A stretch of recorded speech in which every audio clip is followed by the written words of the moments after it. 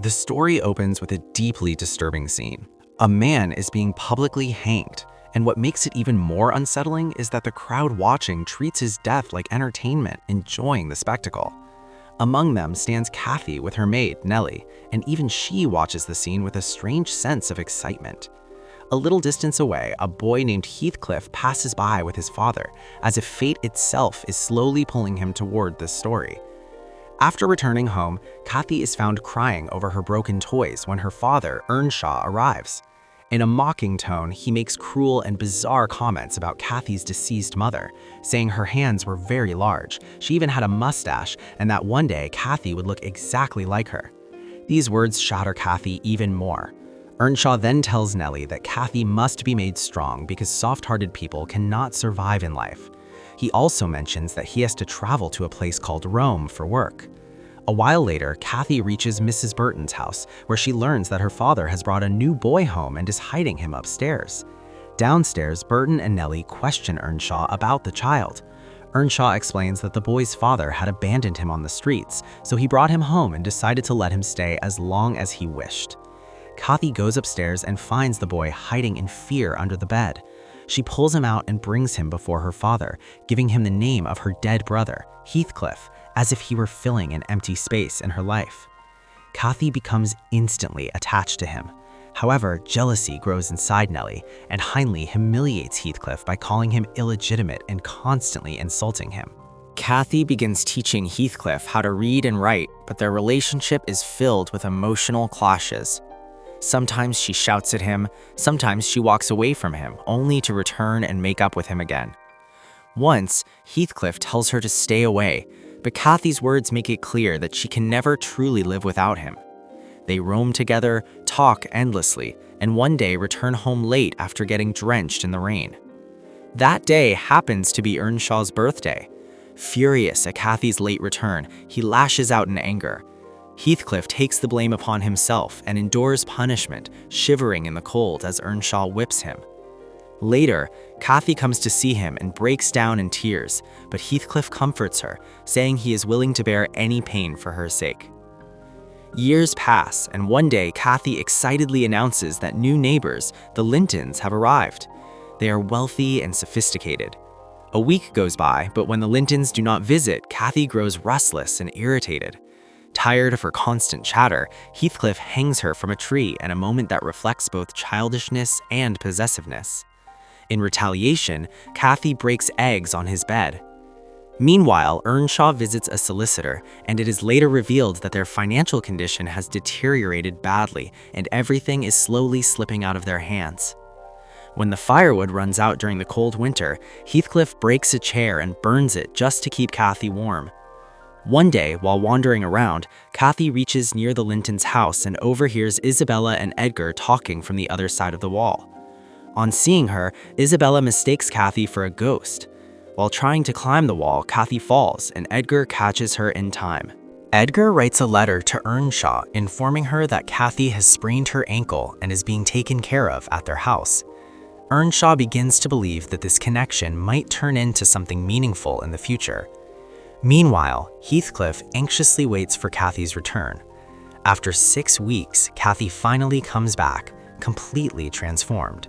Dressed in new clothes with refined manners, she looks like someone who has returned from a different world. Everyone is delighted to see her, except Heathcliff, who avoids meeting her. Kathy goes to him herself, but he speaks coldly, saying that he is no longer the boy who used to play with her all the time. His words haunt Kathy throughout the night. Later that night, while passing near his room, Kathy accidentally witnesses Joseph and the maid sharing an intimate moment. She freezes in shock.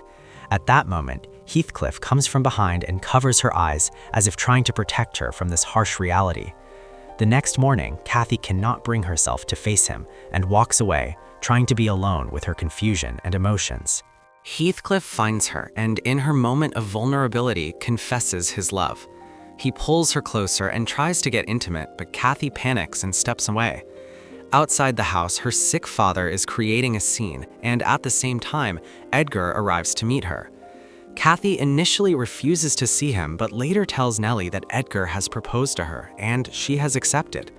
Through tears, she admits that her heart still beats for Heathcliff. Nellie advises her to think practically and forget Heathcliff. Unaware that Heathcliff is listening, Kathy deliberately speaks in a way that makes it sound like she loves Edgar and will marry him, but then she delivers a cruel line, saying that if she were to marry Heathcliff, she would have to live the life of a beggar. These words pierce Heathcliff's heart and bring their story to a turning point. Hearing Kathy say that marrying him would be her downfall, his heartbreak turns into rage. Without looking back, he mounts a horse and leaves, abandoning not just the house, but his entire identity. Kathy never meant to humiliate him. Her plan was to marry Edgar, gain wealth and status, and then free Heathcliff from her father's control, but she never gets the chance to tell him this. The next day, Joseph informs her that Heathcliff has truly gone. Still, Kathy waits, believing he could never leave her. But a year passes, and her hope slowly collapses. Eventually, she agrees to marry Edgar. Dressed in her wedding gown, she moves into his house, beginning a new phase of life, one that hides compromise more than love. Isabella is overjoyed by Kathy's arrival and orders new clothes for her, while Edgar has her room decorated according to her taste so she feels comfortable. Weeks turn into months, and Kathy gradually adapts to their lifestyle, their manners, and their way of dressing. Yet inside, she feels hollow, as if her soul is trapped in the past, living only in memories of Heathcliff. Years later, when she asks Nellie if everything is all right, Nellie gives her a practical answer. She has a home, clothes, food, and should find peace in that. During Christmas, Kathy visits her old house and learns that Hindley is gone and her father is living alone, sick and impoverished. He scolds her for not checking on him for years and accuses her of not helping financially. Kathy knows he would waste the money on gambling, so she refuses at first. Eventually, in anger, she gives him money anyway. But when she sees her father clutching it desperately, she breaks down and returns to Edgar, finding comfort on his shoulder. A few days later, Kathy tells Edgar that he's going to be a father.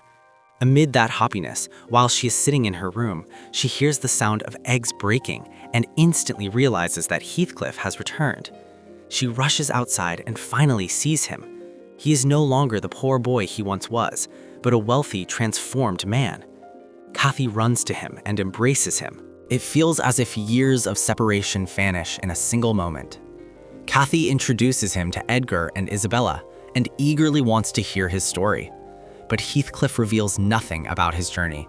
He only says that he has bought Wuthering Heights and is now their neighbor.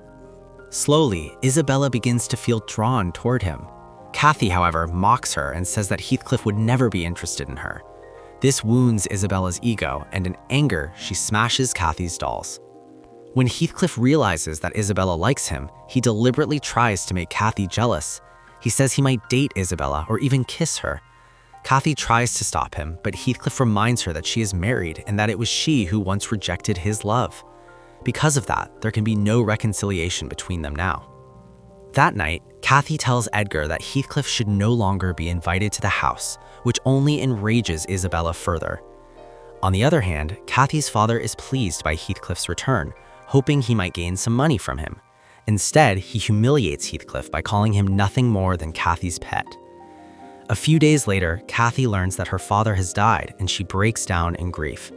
While returning in the rain, Heathcliff follows her to protect her from the cold, and they take shelter together. Kathy asks him why he left. Heathcliff tells her that he overheard her saying that marrying him would be her downfall. Kathy explains that he never heard the full truth, that she loved him deeply. They clear their misunderstandings, kiss each other, and Heathcliff declares that he will never stop loving her, as if their story is destined to live on even after death. After this, they begin meeting in secret, and their relationship grows deeper, both emotionally and physically, while Kathy continues betraying her husband. One day, Nellie asks whether Heathcliff knows about Kathy's child, and slowly, everything becomes more complicated. Kathy regrets her past words and wishes she could turn back time and never have said them. When Kathy discovers Nellie's manipulations, she orders her to leave the house. Edgar also forbids Kathy from meeting Heathcliff. Even so, Heathcliff continues to visit her secretly at night through the window, and their emotions flare up once again. During this time, he learns that Kathy is pregnant. He accepts that the child may not be his, yet it does not matter to him. Only Kathy does. Kathy tries to restrain herself and distances herself from him. Consumed by revenge, Heathcliff traps Isabella. He warns her that he is cruel and tells her that he will marry her only to make Kathy suffer. Blinded by love, Isabella accepts every condition and they marry in court. Kathy is shattered by this news. Later, Isabella writes a letter to Nellie revealing that Heathcliff is like an animal who is using her only for his own games. Nellie burns Heathcliff's letters so that no message ever reaches Kathy, and both sides wait in silence for months. The truth finally comes out when Kathy's condition becomes critical.